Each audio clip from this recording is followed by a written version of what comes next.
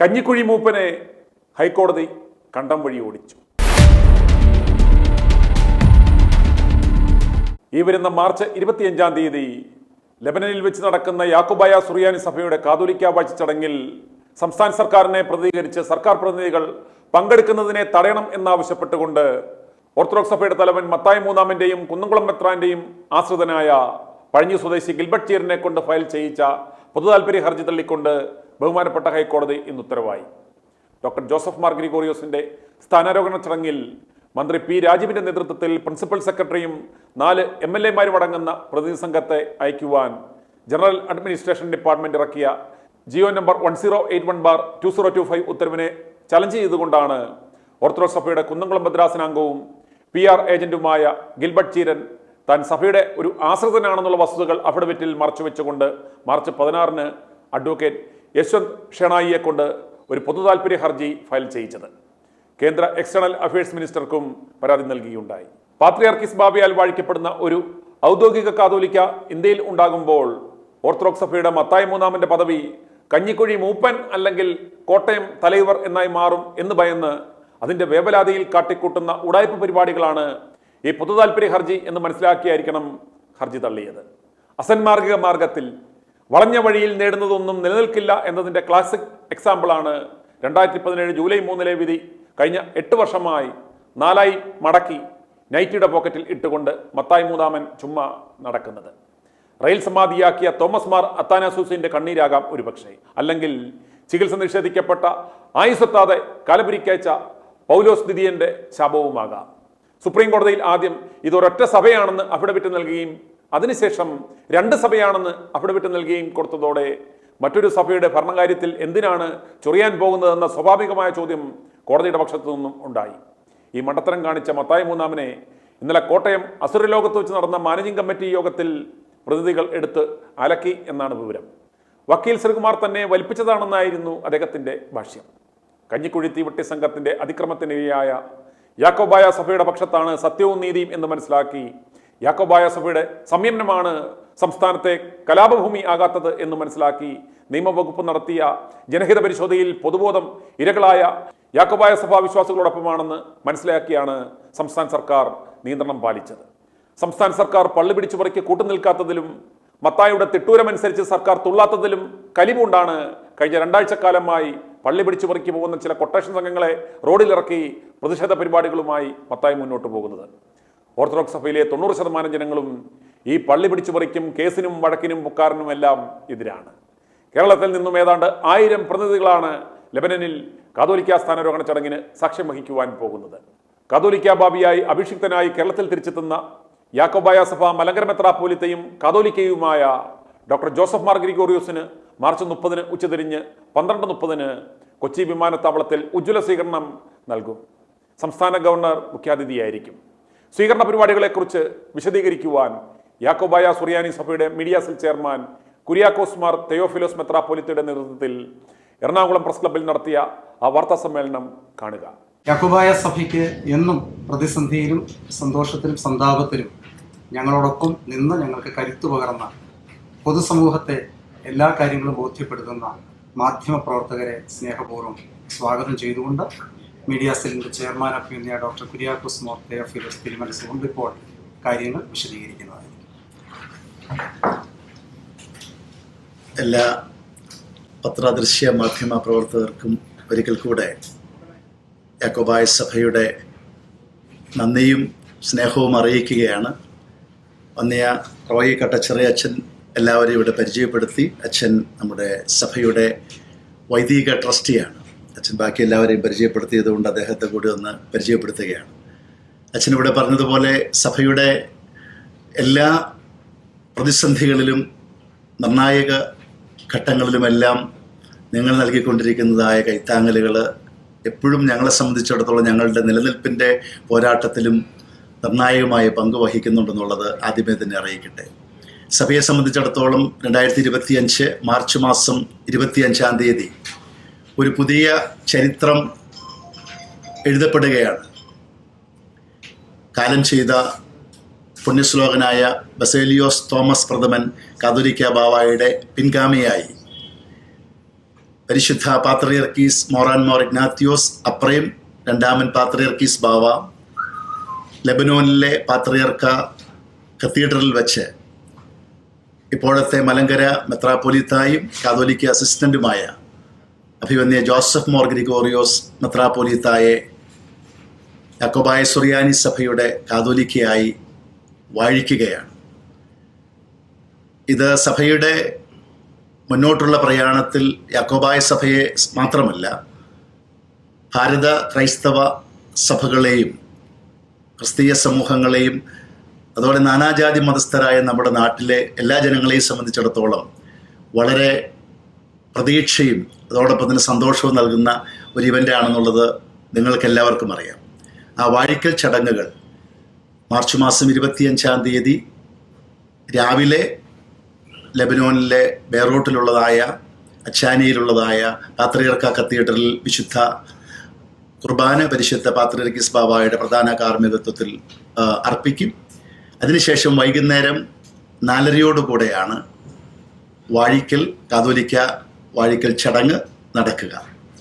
ആ ചടങ്ങിൽ ഇതര ക്രൈസ്തവ സഭ മേലധ്യക്ഷന്മാരും പ്രത്യേകിച്ച് ഓറിയൻ്റൽ ഓർത്തഡോക്സ് സഭകളിലെ സഭാതലവന്മാരും പ്രതിനിധികളും അതുപോലെ എല്ലാ ക്രൈസ്തവ സഭകളുടെയും മേലധ്യക്ഷന്മാരും പ്രതിനിധികളും എക്യുമെനിക്കൽ മണ്ഡലങ്ങളിൽ നിന്നുള്ളതായ world council of churches, Christian conference of Asia, Vatican തുടങ്ങിയ എല്ലാ സ്ഥലങ്ങളിൽ നിന്നുമുള്ളതായ പ്രതിനിധികളും അതിനകത്ത് പങ്കെടുക്കും. പ്രധാന അതിഥിയായിട്ട് ലെബനോനിലെ പ്രസിഡന്റ് ശ്രീ ജോസഫ് കല്ലീൽ, അദ്ദേഹത്തിൻ്റെ സാന്നിധ്യവും അതിനകത്ത് ഉണ്ടായിരിക്കും.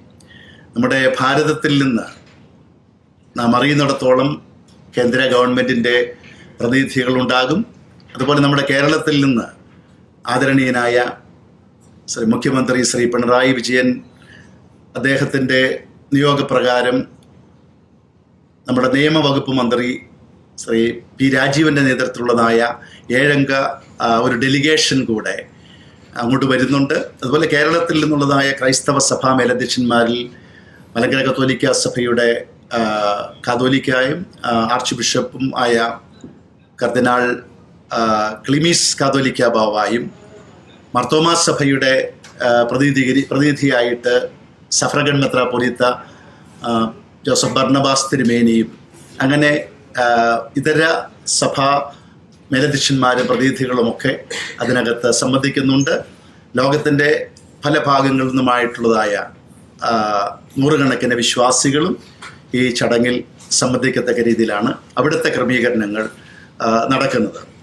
അതിനുശേഷം 30-ാം തീയതി മാർച്ച് മാസം 30-ാം തീയതി ഉച്ചയ്ക്ക് 2:30 നവാഭിഷിക്തനാകുന്ന കാതോലിക്ക ബാവ നെടുമ്പാശ്ശേരി വിമാനത്താവളത്തിൽ എത്തിച്ചേരുകയും അവിടെ നിന്ന് സഭാ ഭാരവാഹികളും മെത്രാപ്പൊലീത്തമാരും വിശ്വാസികളും ചേർന്ന് പുത്തൻകുരിശ് പാത്രിയർക്ക സെൻറ്ററിലേക്ക് അദ്ദേഹത്തെ അനയിക്കുകയും അവിടെ കബറടങ്ങിയിട്ടുള്ള ശ്രേഷ്ഠ പുണ്യശ്ലോകനായ ബസേലിയോസ് തോമസ് പ്രഥമൻ ബാവായുടെ കബറിടത്തിങ്കൽ ധൂപപ്രാർത്ഥന നടത്തി അതേ തുടർന്ന് സ്ഥാനാരോഹണ ശുശ്രൂഷ, സൂന്ത്രോണിസോ ശുശ്രൂഷ വലിയ മെത്രാപ്പൊലീത്ത എബ്രഹാം മോർ സേവേറിയോസ് തിരുമേനിയുടെ പ്രധാന കാർമ്മികത്വത്തിൽ പ്രത്യേകിച്ച് പരിശുദ്ധ പാത്രിയർക്കീസ് ബാവായുടെ പ്രതിനിധികളായ ബെയ്റൂട്ടിൽ നിന്നുള്ളതായ archbishop Mor Daniel Clemis മെത്രാപ്പൊലീത്തായും ഹോംസിലെ archbishop Mor Timotheos Mattal ഖൂറിയും മലങ്കര സഭയിലെ എല്ലാ മെത്രാപ്പൊലീത്തമാരും ചേർന്ന് ആ സ്ഥാനാരോഹണ ശുശ്രൂഷയ്ക്ക് നേതൃത്വം നൽകും. അതേ തുടർന്ന് നടക്കുന്ന പൊതുസമ്മേളനം കേരളത്തിൻ്റെ ആദരണീയനായ ഗവർണർ ശ്രീ രാജേന്ദ്ര അലേർക്കർ അദ്ദേഹമായിരിക്കും ഉദ്ഘാടനം ചെയ്യുന്ന പ്രധാന മുഖ്യാതിഥിയും അദ്ദേഹമായിരിക്കും. അതോടൊപ്പം തന്നെ വിവിധ സഭ, മത, രാഷ്ട്രീയ, സാമൂഹ്യ മേഖലകളിലെ പ്രമുഖ വ്യക്തിത്വങ്ങളും ആ ചടങ്ങിൽ സംബന്ധിക്കും. സഭയിലെ വിശ്വാസികൾ, സഭയുടെ എല്ലാ ഭാഗങ്ങളിലുള്ള വിശ്വാസികളും ആ ചടങ്ങിൽ അവിടെ പുത്തൻകുരിശിൽ സംബന്ധിക്കും. ഇത്രയും കാര്യങ്ങളാണ് വാഴ്ചയും അതേ തുടർന്ന് നടക്കുന്നതായ സ്ഥാനാരോഹണ ശുശ്രൂഷയെ സംബന്ധിച്ച് പൊതുവായിട്ടുള്ളതായ കാര്യങ്ങൾ നിങ്ങളെ അറിയിക്കുവാനുള്ളത്. ഉവ്വ. സർക്കാർ പ്രതിനിധികൾ പങ്കെടുക്കുന്നത് ഒരു പുതിയ സംഭവമല്ലല്ലോ. നമുക്കറിയാം, സമീപകാലത്ത് തന്നെ നടന്ന നമ്മുടെ കത്തോലിക്ക സഭയിലെ ഒരു വാഴ്ച നമ്മുടെ വത്തിക്കാനിൽ വെച്ച് നടന്നു കഴിഞ്ഞപ്പോൾ അതിനകത്ത് കേന്ദ്ര ഗവൺമെൻറ്റിൻ്റെ ഒരു മന്ത്രി ഉൾപ്പെടെയുള്ള ആളുകൾ അതിനകത്ത് സംബന്ധിക്കുകയുണ്ടായി. അതുപോലെ തന്നെ കോട്ടയത്തെ കാതോലിക്ക ബാവായുടെ വാഴ്ചയിൽ കേരള ഗവൺമെൻറ്റിൻ്റെ പ്രതിനിധികൾ അതിനകത്ത് സംബന്ധിക്കുകയുണ്ടായി. പിന്നെ ഈ സർക്കാർ ചെലവിൽ പോകുന്നു എന്നുള്ളത് എനിക്ക് തോന്നുന്നു കോട്ടയത്ത് വന്നതും കോട്ടയത്ത് നിന്ന് പെട്രോൾ അടിക്കാൻ പൈസ കൊടുത്തല്ല, അത് ഗവൺമെൻറ്റിൻ്റെ ചെലവിൽ തന്നെയാണ്. പിന്നെ ആ ദൂരത്തിൻ്റെ ഒരു വ്യത്യാസം മാത്രമാണ് അതിനകത്ത് ഉള്ളത്. അപ്പോൾ അതുകൊണ്ട് ഇതൊരു വലിയ ഇഷ്യൂ ആക്കേണ്ട, നമ്മുടെ നാട്ടിലെ ഈ മതവും രാഷ്ട്രീയവും സമൂഹവും ഇതെല്ലാം ഇഴുകിച്ചേർന്ന് കിടക്കുമ്പോൾ അവിടെ അതൊരു അനാവശ്യ കോൺട്രവേഴ്സി ആക്കേണ്ടതായ ഒരു സാഹചര്യമുണ്ടെന്ന് എനിക്ക് തോന്നുന്നില്ല.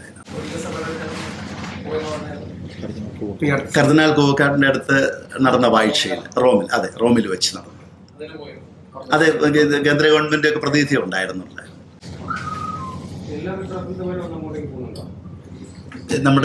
നമ്മുടെ സഭയിലെ എല്ലാ മെത്രാപ്പൊലീത്തമാരും വാഴ്ചയ്ക്ക് പോകുന്നുണ്ട്. പിന്നെ ആരോഗ്യപരമായ കാരണങ്ങൾ കൊണ്ട് യാത്ര ചെയ്യാനായിട്ട് സാധിക്കാത്ത 1-2 പേര് മാത്രമാണ് പങ്കെടുക്കാതിരിക്കുന്നത്.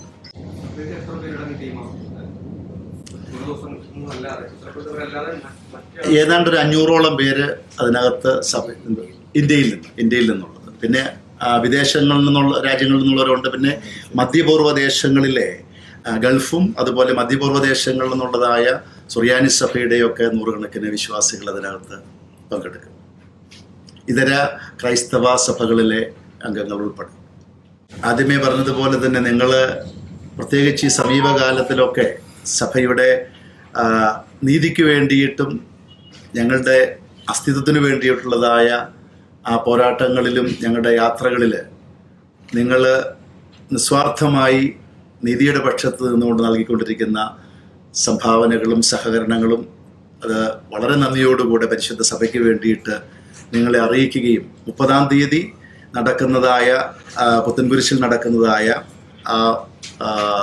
നമ്മുടെ സ്ഥാനാരോഹണ ശുശ്രൂഷയിലും പൊതുസമ്മേളനത്തിലേക്കും നിങ്ങൾ ഔദ്യോഗികമായിട്ട് ഇത് കൂടാതെ ക്ഷണിക്കുന്നെങ്കിൽ പോലും ഒരിക്കൽ കൂടെ ഇപ്പോൾ തന്നെ നിങ്ങളെ അത് അഡ്വാൻസ് ആയിട്ട് നിങ്ങളെ അതിലേക്ക് വളരെ സ്നേഹത്തോടുകൂടെ സ്വാഗതം ചെയ്യുകയും ക്ഷണിക്കുകയും ചെയ്യുകയാണ്.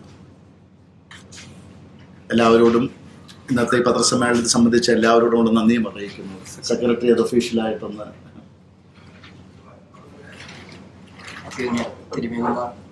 പ്രിയമുള്ള വിഷയ മാധ്യമ പ്രവർത്തകരെ, ഇവിടെ നേരത്തെ അഭിനന്ദ തിരുമേനിയും സ്വാഗതം പറഞ്ഞപ്പോൾ അച്ഛനും സൂചിപ്പിച്ച പോലെ പരിശുദ്ധ സഭയുടെ പ്രതിസന്ധി ഘട്ടങ്ങളിൽ എന്നും സഭയെ സഹായിക്കുന്നതും സഭയുടെ സന്ദേശം പൊതുസമൂഹത്തിന് മുമ്പിൽ എത്തിക്കുന്നതും മാധ്യമ പ്രവർത്തകരാണ്. ആ നിലയിൽ നിങ്ങൾ നൽകിക്കൊണ്ടിരിക്കുന്ന എല്ലാ സഹായങ്ങളെയും ഒരിക്കൽ കൂടെ സ്മരിച്ചുകൊണ്ട് നിങ്ങളുടെ വിലയേറിയ ഈ സമയം ഈ സഭയ്ക്ക് വേണ്ടി ചെലവഴിക്കുന്നതിലുള്ള എല്ലാ നന്ദിയും ഇവിടെ ഇപ്പോൾ എത്തിച്ചേർന്നതിനുള്ള എല്ലാ നന്ദിയും പരിശുദ്ധ സഭയ്ക്ക് വേണ്ടി അറിയിക്കുന്നു. യാക്കോബായ സഭ എന്നൊരു സഭയില്ല എന്ന് കോടതിയിൽ കള്ള അഫിഡവിറ്റ് കൊടുത്ത മത്തായി മൂന്നാമൻ. സഭാ കേസ് അട്ടിമറിച്ച് യാക്കോബായ സഭാംഗങ്ങൾ ഉണ്ടാക്കിയ പള്ളികൾ പിടിച്ചു പറിക്കുവാൻ നേതൃത്വം കൊടുത്ത മത്തായി മൂന്നാമൻ. കള്ളക്കേസ് കൊടുത്ത് കഞ്ഞിക്കുഴി മൂപ്പൻ അട്ടിമറിക്കുവാൻ ശ്രമിച്ച കാതോലിക്ക വാഴ്ച ഭംഗിയായി പൂർത്തീകരിച്ച് കിഴക്കിന്റെ കാതോലിക്കയായി ജന്മനാട്ടിലേക്ക് എത്തുന്ന ആത്മീയതയുടെ സൗമ്യമുഖം ഡോക്ടർ ജോസഫ് മാർ ഗ്രിഗോറിയോസിന് വരവേൽപ്പ് നൽകുവാൻ ലോകമെമ്പാടുമുള്ള യാക്കോബായ വിശ്വാസി സമൂഹം കൊച്ചിയിൽ മാർച്ച് 30-ന് ഒത്തുകൂടും. ഇതിനെയാണ് കാലം കാത്തുവെച്ച കാവ്യനിധി എന്ന് പറയുന്നത്. i2i News, an eye for truth. i2i News subscribe ചെയ്തിട്ടില്ലാത്തവർ ഇപ്പോൾ തന്നെ സബ്സ്ക്രൈബ് ചെയ്യുക. നോട്ടിഫിക്കേഷൻ ലഭിക്കുവാൻ ബെൽ ബട്ടണും അമർത്തുക.